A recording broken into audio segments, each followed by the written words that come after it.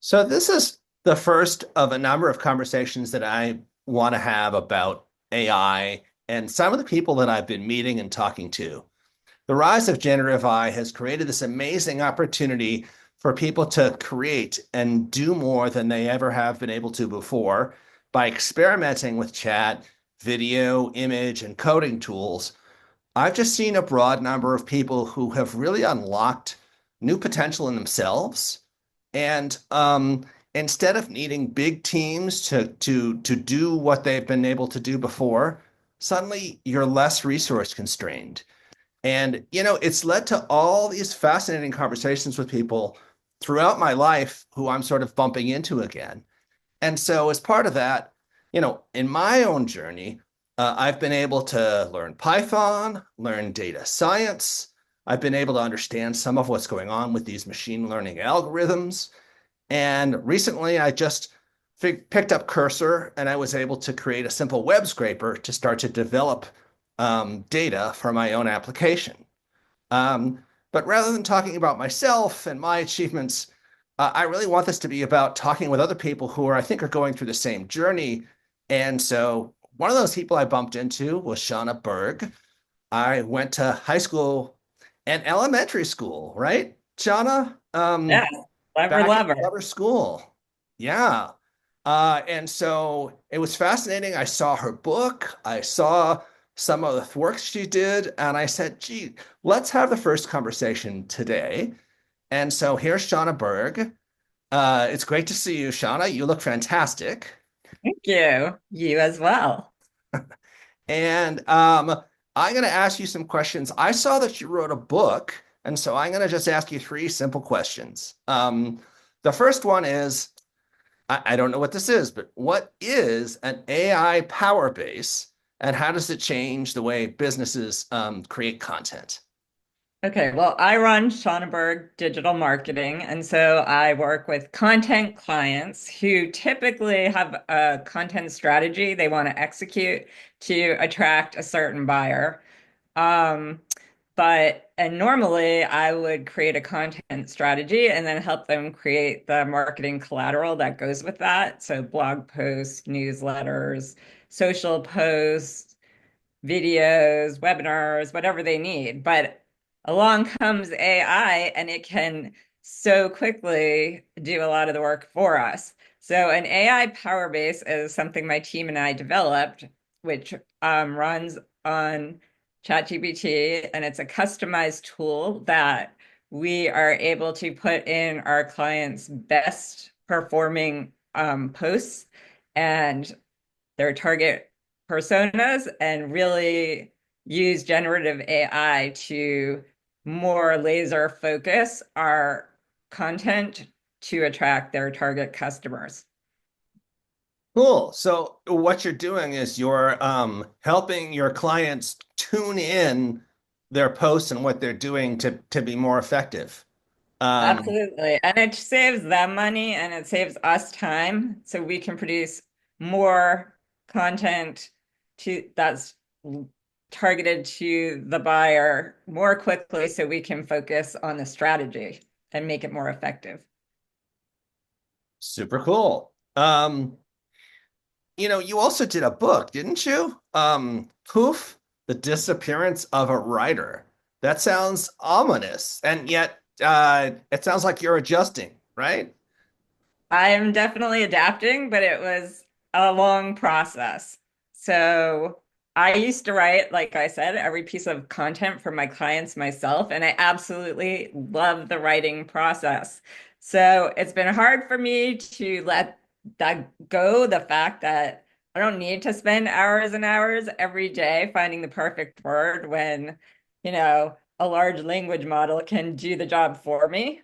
Um, so Poof is kind of a lighthearted, on the surface memoir about my journey. It begins back in third grade in Mrs. Goldstein's class and goes all the way through to a year ago when I was cleaning out my closet and totally depressed about the fact that AI is taking over my creative powers. And I had COVID and I had nothing to do. So I was like, I'm going to clean out the closet under the stairs. And I went into the closet and I started pulling out all my old journals. And there were like tons of them that I completely forgot about. And I started reading them and I realized, okay, wait a second. You know, AI cannot take away our own human stories. So that was kind of the beginning of the transcendent era of me and AI. And in fact, as soon as we leave this conversation, I'm going to a writer's retreat where I'm going to work on the next book, which is voila, thrive as a creative in an AI world, which is going to be a how-to and memoir combined. That's really neat.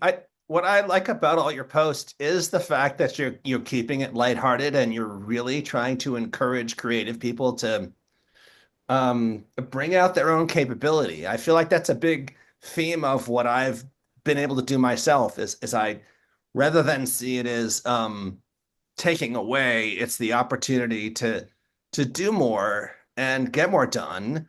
And also I always say everyone has a winning lottery ticket, and it's just how do you express that? And Mhm. so that's pretty cool. All right. I guess I have another question for you, and that is, how do you use AI in your business? How should someone use AI in their business to create better content without losing the touch? Are there tricks or tips that you want to provide? Hmm. Um, well, I mean, I think everyone knows that AI does hallucinate, number one. So that's something to be aware of. You need to fact check everything and think of what you generate with AI as just a draft. It's probably not going to be in your exact voice with your exact message unless you build something like an AI power base. Uh, so it's going to be an iterative process with you going back and forth with the tool. Don't ever just take something that it spits out and post it. It probably won't resonate with your audience, and people will probably be able to feel a remove that comes from a machine generated text. So you are the human. You understand better than a machine what your audience pain points are. You know your clients. You can picture them in your mind. So you still have a crucial role to play when generating content. That said, you can also use a tool like chat is excellent at strategic planning. So if you are planning out your content strategy, you might ask questions of chat of how to proceed. Gotcha. Cool. Yeah, no, I'm a big fan of Ethan Mollick's book, Co-Intelligence, Living and Working in the, Age of AI. And he always talks about how important it is to understand that you may have a new alien brain that can help you, but you need to learn how to be the alien, the human in charge, and learn how to tell the AI what you want to do, the role it should take. And it Mhm. sounds like in the creative world, it's really that same thing of learning how to be um, the human in charge and, being very clear and understanding that the machines aren't taking over here. You need to still be running it yourself. And you need to learn how to prompt, which is not that complicated, but the more detail you provide in your instructions, the better the output's going to be. Excellent. So, Cool. John, I have some questions for you. Okay. Let's have it. Okay, so much of your career, I know, has been focused on product strategy and leadership in health tech. I was pretty impressed when I read your bio when we reconnected. Recently, though, you've spent time developing tech skills and learning AI. And so I want to know, are these changes part of a career shift or a continuation? Good question. And the answer, of course, is both. I think one of the funnest jobs that I had was early in my career when I really got the product process started at healthline.com because we developed over 20 different applications. And, we had a team. I was always wanting more resources. We had a lot of different ideas that we wanted to develop. Some of them led to being the number one US health destination in the country for consumers, a consumer health destination. And some of them didn't work. The market wasn't ready for, or we hadn't matched. Um, but during that time, I saw how important it was to just be able to generate more. And I think what's happened in this age of AI is that you can do more. And so, I'm no longer just obsessed about you doing health. I think my goal was always to change the status quo and to deliver social impact. And now that I've got a lot of generalist information, but I've always been struggling to get more tech information and tech support. Being able to actually develop functioning prototypes with code, being able to use cursor, things like this, have really opened up my ability to do more with less. And so, I'm not sure if I'm going to end up just developing mini apps like this or maybe go back into a leadership role. But this has been just a wonderful sort of chrysalis phase for me, just to enjoy this AI phase, I think is sort of how I answer it. Yeah. I mean, it's so much fun to play with all the tools and discover what you can do. But there is so much AI hype. So here's what I want to know. What sources do you lean on to stay grounded in reality? So the best thing that I find is yes, I look at online. Yes, I look at Coursera. I love Coursera. I've become a big Edwin Ang fanboy. Mhm. Um, but the best resources I always find are these import person groups. And so I go out to a lot of AI developer groups, even though I'm not necessarily a professional software engineer. But I ask people, what tools do you use? What are you finding helpful? And very quickly, I think that helps you get over just looking at what some company says is the greatest thing ever to actually saying to people, oh, yes, this helps and this doesn't. And that's really fun too, because it's part of this, as I said, it's a bit of a renaissance and a reconnection. And so, yeah,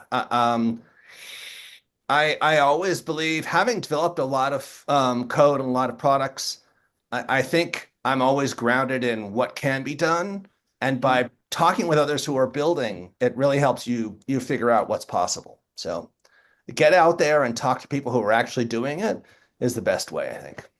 That's so cool that you're learning all these new skills. So I know you're also looking for a job. How is product strategy changing your job product centric market? Well, I think that there was when I started doing product, most people didn't know what product was, and I had to explain it. And that's always a good thing when you're doing something that's ahead of what the market knows. There isn't really a word for it. That actually shows that you're doing market leadership.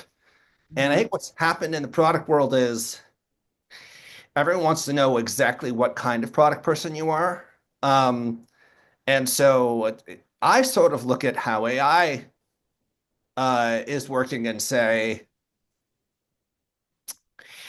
the generalist skills are going to be needed because you can do so much more.